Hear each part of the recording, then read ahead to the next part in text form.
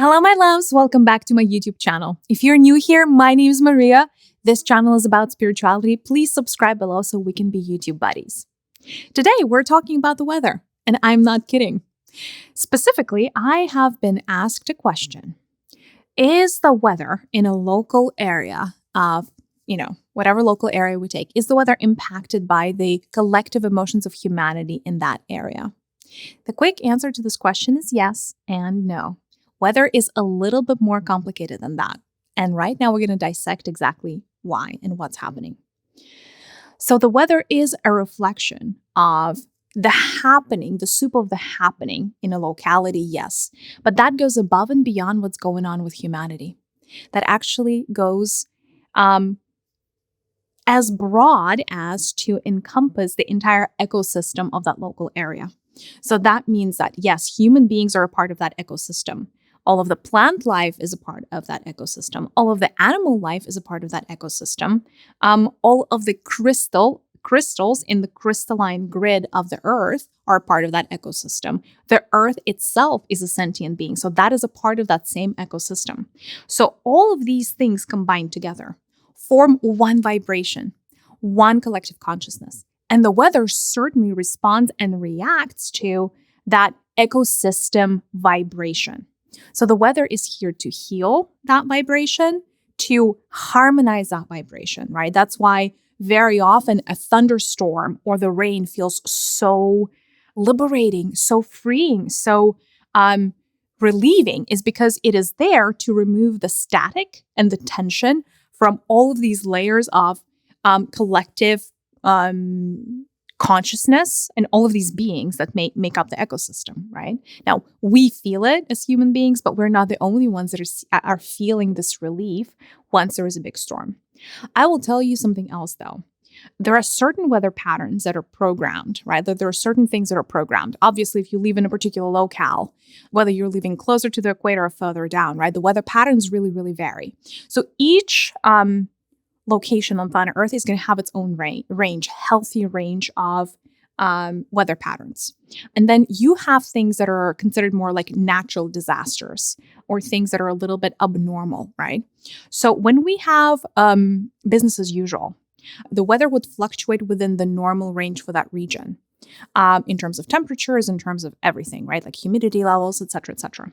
And that is usually the very normal, like business as usual balancing act of the ebbs and the flows of the entire ecosystem, right? So there are small cycles of clearing and cleansing and healing that are happening all the time on planet Earth. They're very local, like a local rain, or a local thunderstorm, or even when it's snowing, for instance, or, when the river ices over, for the colder regions of the planet. These are like all of the things that are kind of like microcosm, and they're doing microscopic healing and harmonization on the different regions of the planet Earth. And they are scheduled, right? So it's almost like when this matrix was created, and certain weather patterns were created. All of this has been written up, okay, like this is the healthy range for this region. Now, of course, it can shift, and the climate, has shifted on planet Earth many times. But let's just say that there's the normal balancing act that is already happening within local ecosystems. And then there are things that we would refer to as natural disasters, whether that is an earthquake, a tsunami, whether that is a hurricane, like you name it, even flooding, right? Like with the heavy rains.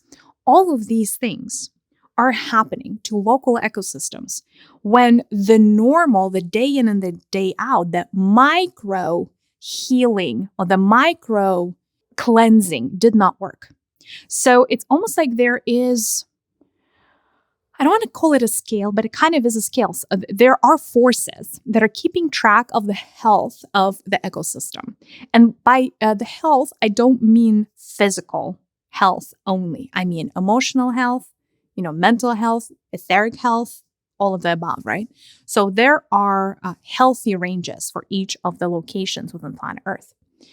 If the range goes outside of the healthy zone, like into the red zone, right? Outside of the harmony state, the local ecosystem is going to want to try to fix it internally first with work as usual. It's just the same weather patterns that are considered normal are going to intensify in order to bring things back into the green again, back into harmony. right? So if a local ecosystem is sufficiently disharmonious, there's going to be like an alarm that goes out.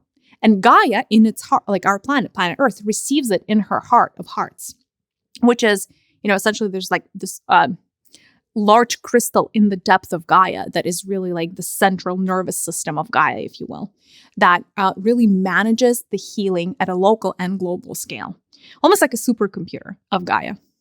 Let's leave it there. If the local forces are not able to fix the problem, bringing it from the red down to the green, what happens is Gaia has to take some drastic measures. And this is what has been happening lately, frankly, a lot. With all the flooding, all the fires out of nowhere. I'm not talking about Maui, but some of the other fires. Because Maui was something else entirely. But anyway, all of the, hurricanes, a lot of the earthquakes this year, all of that is to say that there are a lot of local ecosystems that have been raising red flags saying, hey, we're not harmonious and we cannot deal on our own. So send us something big, send us something dramatic so we can shift, so we can change, so this healing can take place.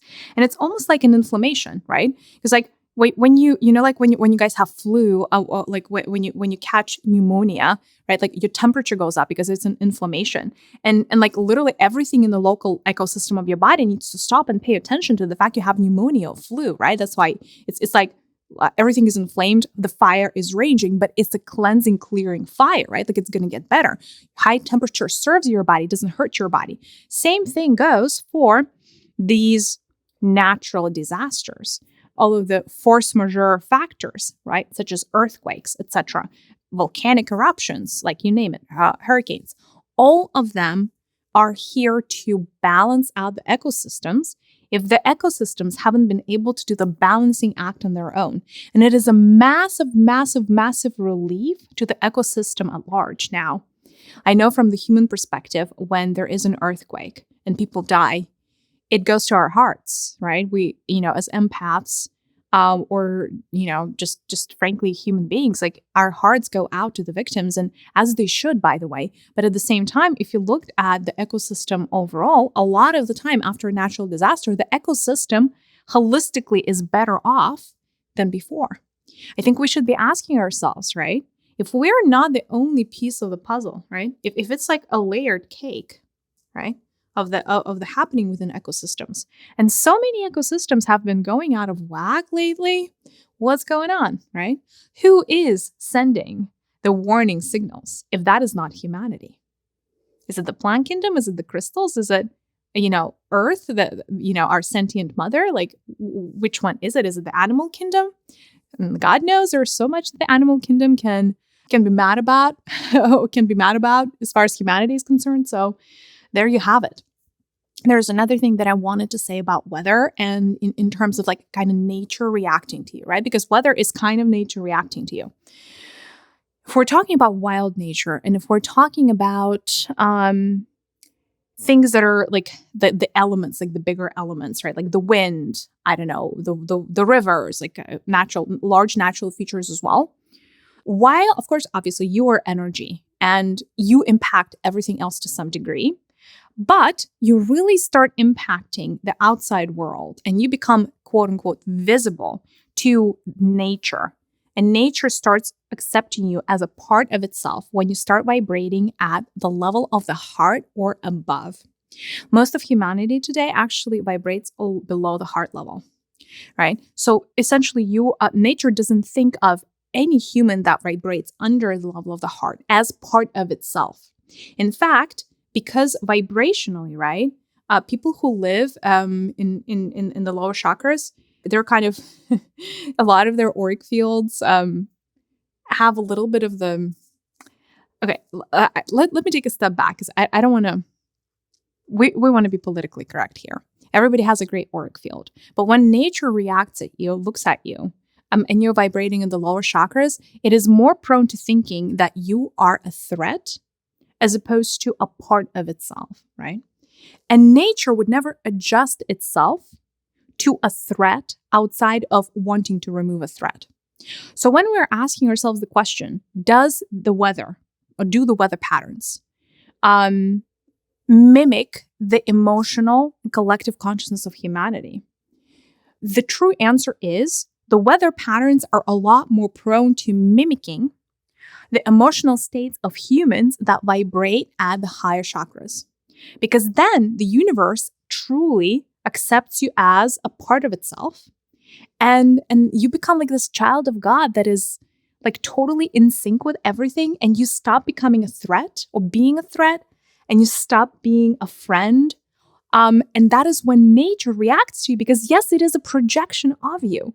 Like, yes, that is when your moods are going to impact. Like, and we're not even talking collective moods. Like, your personal mood may impact the sun. Your personal mood may impact the moon. Your personal mood may impact the river. Your personal mood may impact the hurricane, let alone like the collective consciousness of humanity.